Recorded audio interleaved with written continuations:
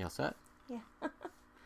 So, the name of the episode was Choose Your Pain. Was it? Oh, okay. I didn't know that. I didn't really like it. No. So, Star Trek, for me, has always been the science and the idea that mankind overcomes being mankind, and they do better things. This show doesn't really show any of the better things.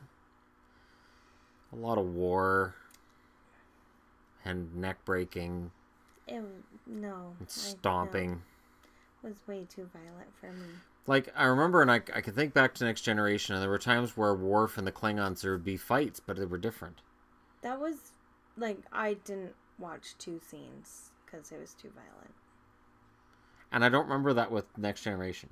No. See, that, to me, I like Star Trek because I'm a big wimp, but it's kind of like with Doctor Who, how it's never really violent. Sometimes there's the illusion of violence, but you don't actually see it. And then for no reason, the F word shows up twice in this episode. Yeah, and then they were swearing, so it... And if for anybody who's a Star Trek fan, this is where the show loses you, because one of the funniest things in Star Trek The Voyage Home is when you see the crew of the Enterprise dealing with 1980s Earth and all the swearing that's being thrown at them. They're like, what? And they refer to it as colorful metaphors. And, you know, get out of the road, dumbass. We'll double dumbass on you. Like, it's just, when they swear, it doesn't make any sense, and it's funny. This show's only set 5 years before the Enterprise is supposed to disembark. So now, that whole idea that mankind has overcome greed, hate, war, and they don't even swear anymore. It's just this nice society. It's gone. And it's gone in favor of just dark, violent parts of it. Felt like the remake of Battlestar Galactica, which I enjoyed. I enjoyed the updated Battlestar Galactica because it was thoughtful. And this show doesn't seem to have thoughtful going for it right now. Like the Water Bear, that was really disappointing. It was. I didn't like that. So, for those who watched last week, of course, the Water Bear is the way that they travel about the universe, and it's kind of cute, and it's fun. I like that. That was And neat. then this week, it's dying. And that's it. So, don't get attached to the Water Bear. And Saru becomes captain. I'm not going to get into spoilers, but he becomes captain. And again, it almost feels to me like characters are fighting with each other just for the sake of fighting with each other. And everybody has a short temper, and everybody's kind of evil. Yeah. And at some point during tonight's episode, I realized I don't really care if the Federation wins this war. I don't really care if the Klingons win it. Because all of the characters on the ship seem like they're not the good guy. I want to watch a show that's Star Trek. I want to watch science. DS9 had plenty of episodes about the Dominion and the Dominion War, and I remember the episode where the Dominion brings in their whole fleet, and there's a fleet waiting for them. And it even involves Klingons teaming up with the Federation, and it's this holy crap scene, and they build up to it for years worth of episodes. And it's fantastic. And it's this wonderful build to this war. This is just sort of... It just feels mindless. There's no build. There's no... Like, so I didn't even realize that was the same Klingon that had been with the albino. That was the captain on this. No. I had no idea she was the same one. No. That's what they said. Yeah, I didn't know that. That was awful. I'm like, wait, so why? That was horrible. And then, she's mating with a human. Wait, what? No, because none of that makes, if it's the same character, none of it makes any sense. No. To go with what she was before this episode, other than, look what we did, it's for shock value. I didn't enjoy it. I would honestly give this episode a 4. It was way too violent for me. I'd give it a 4. And for me, it wasn't the violence. It was that Harry Mudd. Harcourt Fenton Mudd is played by the same actor who played Dwight Schrute on The Office. This should be pure gold. and he's a throwaway. If he didn't have the name Harcourt Fenton Mudd, which he never used, by the way. See, I watched the old Star Trek. He's Harry Mudd. The only one that calls him Harcourt Fenton Mudd is Stella. And he doesn't love Stella. Stella's his nagging wife. He's really glad when he gets rid of her, and he has an android that's programmed to yell at him, and he says, "Shut up, Stella," and then she shuts down. It's hilarious in the original, because yelling at your nagging wife was funny in the 60s. It's not funny anymore. I know. And he had all these sexy robots that were all clones of each other to do his bidding. And they don't tell you that they're sex bots or anything, because it doesn't really matter. And it's funny. And they were the robots that Star Trek has that logic one with. Remember, everything this man says is a lie, and then Spock says, "I am lying." And they beep, beep, beep, beep, beep, beep, and then shut down. And Spock tips his head. Fascinating. And he overcomes logic with BS, and at the end of the episode, Kirk's like, not so much for logic, eh? And of course, Spock comes up with some excuse as to why it was fine. Because he lied, it was okay. This takes Harry Mudd and turns him into nothing. And it takes an actor who, as Dwight Schrute, was fantastic, and it doesn't give him anything to work with. He's just there. And if you gave him the name John Smith, nobody would think twice about it. He's not Harry Mudd. And they even mentioned they did the After Trek thing. I watched part of that. And the producers are like, "Oh yeah, just think in 10 years he's got this big long mustache, this twirly mustache, and he's a bad guy." And it's like, so you watched it. You know who Harry Mudd is, and you intentionally did him completely and totally wrong. And made him a prisoner of the Klingons.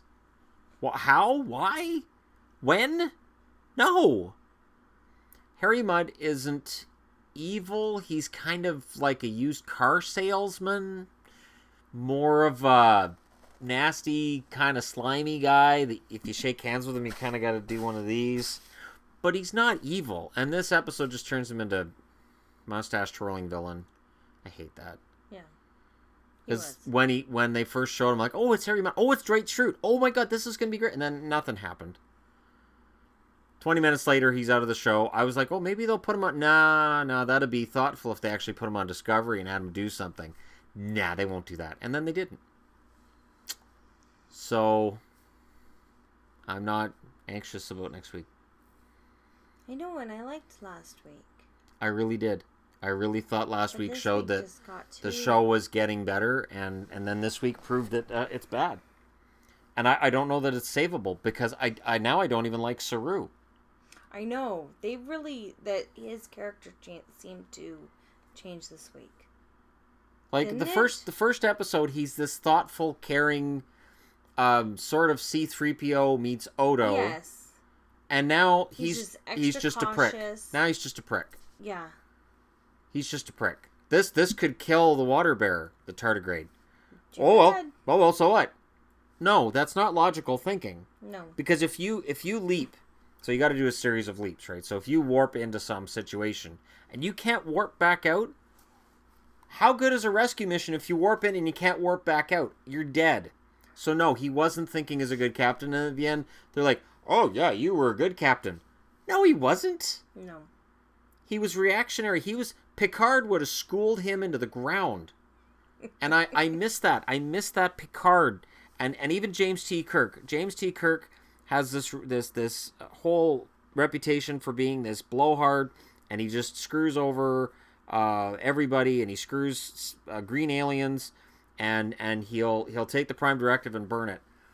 But there's always a reason. There's always a thoughtful reason behind the things James T. Kirk does, whether it's the original or in the reboots. James T. Kirk has a heart, and there's a reason for everything he does, and I don't see it here. And then they took the one character I like, the lieutenant, and now they've messed him up too. I know. I'm not going to spoil it, but at the end of this episode, they screwed him up too, and I'm like, oh good. The one character I might have liked, who I'm going, you know what? He's redeemable. Nah. No. They're all pricks. Every last one of them. It's to the point where if Romulans boarded the Discovery and shot all of them next week, I'd... All hail Romulus! I want Eric Bana to show up with the ship from the Star Trek movie. That big friggin' mining ship. I don't know why it was so bloody big. But, big mining ship. And just prepare the drill. Drill the Discovery.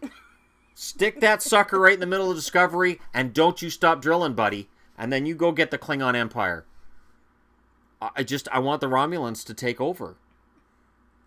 Discovery Romulus. I don't know why they had to ruin a good show. There's a good show in here. There's a good cast.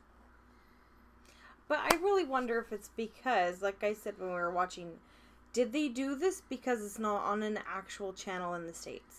Oh, they dropped the F-bombs. The F-bombs they absolutely dropped just because they can. Well, and how violent it was. With that part where the Klingon was screaming, that was awful.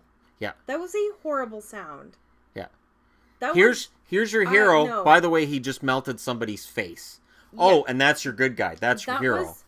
That was awful. Yeah. And I know I'm a big wimp.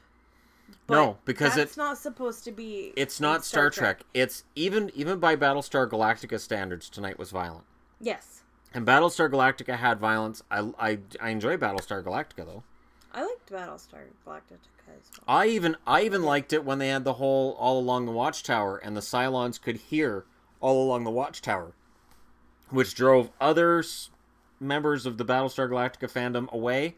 And I was totally sucked in by them. Like, that is awesome. They all hear the song in their head. Why do they hear it? And then they all meet in the middle of the ship and they're like, we're Cylons. I'm like, holy crap, are you kidding me?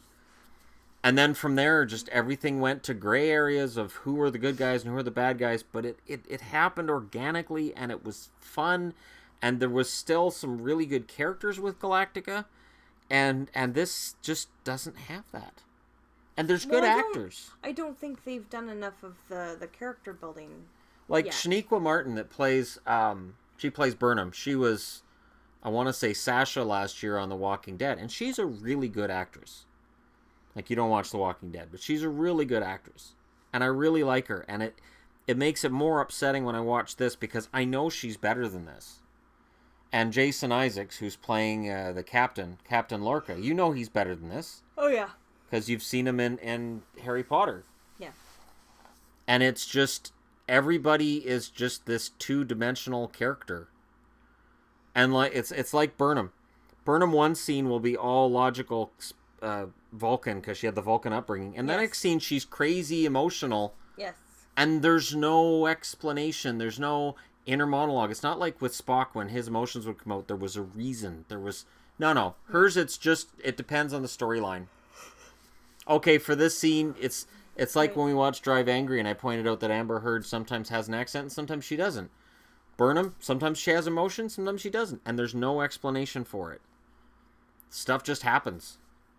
They just throw crap at the screen and they're like, all right, well, we've reached 45 minutes, so that's the episode. All right, good night, everybody. It's lazy. So I give it a 4 out of 10. What do you give it? Yeah, I agree.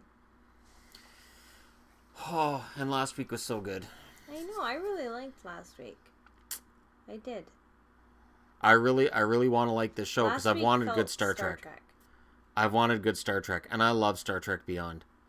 Star Trek Beyond is such a good movie, and the idea that this is going to replace it in terms of canon, and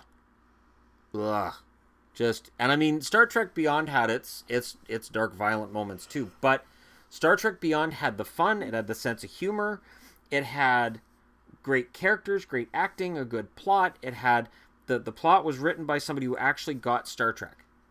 That Simon Pegg wrote that script, you could tell. And it redeemed, because Star Trek Into Darkness was getting into that dark, violent, horrible, Khan was written wrong in that. The whole Khan reveal didn't make any sense. Khan, with Benedict Cumberbatch, made just as much sense as Dwight Schrute being Harry Mudd tonight. There was no reason for it other than, hey, you're a Star Trek fan, right?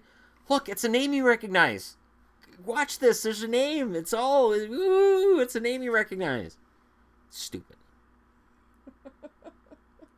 You know, it's like it'd be like going to a Star Wars movie and going, wait, Optimus Prime? Why is he in this? Oh no, that's Luke Skywalker. That's the name they give him in this. He's Luke Skywalker. It's a bloody robot. No, it's Luke Skywalker. Because they gave him the name, he's Luke Skywalker. That's how ridiculous this is getting. Actually, I wouldn't mind seeing Optimus Prime in a Star Wars movie. I better keep my mouth shut because they'll do it. They'll do it. Oh my goodness. Transformers. More than meets the Force. No. Megatron is trying to get the holocrons. See, the holocrons. Oh no. The Autobot holocrons. Megatron could be a Sith. No. Oh my goodness. Turn to the dark side, Prime. Not in your life, Megatron. Jazz, where'd you come from? Right up your ass. And then everything goes boom, and everybody's yay. The Transformers beat Star Wars. That's where we're headed. Transformers versus Star Wars. And the winner will be aliens somehow. So there you go. Let me know your thoughts in the comment section below. It's a dark day for Star Trek. And soon it'll be a dark day for Star Wars if I'm right about that Autobot thing. Oh my goodness. It's not. Michael Bay could make Star Wars movies. Megan Fox could be a Jedi. No. Nicolas Cage could be a Jedi Master. No. Oh my goodness. No. Be awesome. You gotta control the Force, or it'll control you! Be awesome. That would be awful. Be great. Alright, thanks for watching. We'll talk to you again soon.